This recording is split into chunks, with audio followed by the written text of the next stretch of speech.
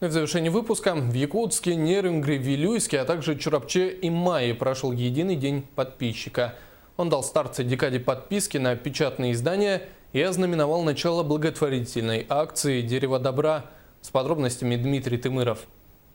С 1 апреля во всех отделениях страны стартовала подписная кампания на второе полугодие 2016 года.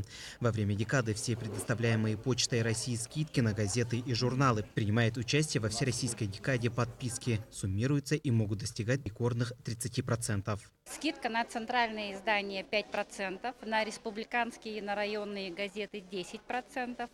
Плюс еще есть 15% скидка на социально значимые издания. Также сегодня в рамках подписной кампании состоялся запуск второй благотворительной акции «Дерево добра».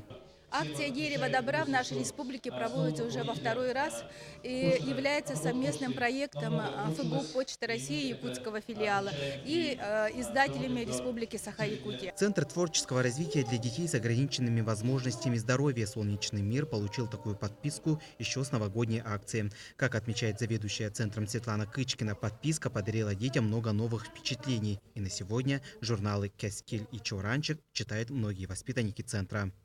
С удовольствием читают наши дети, там замечательные иллюстрации, там познавательные рассказы, сказки. И это все дает детям сеять добро, творить и развиваться. И, конечно, вот такие акции нам очень нужны.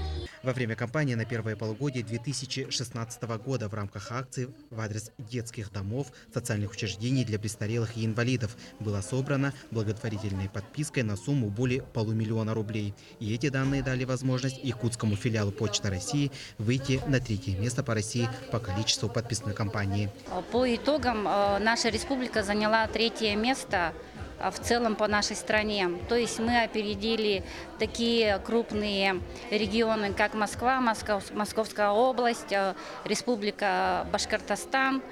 То есть активность была очень высокая. И мы надеемся, что и в этот раз у нас тоже количество людей, которые примут в этом участие, будет очень большое. Дмитрий Тымыров, Евгений Лугинов, НВК Саха, Якутск.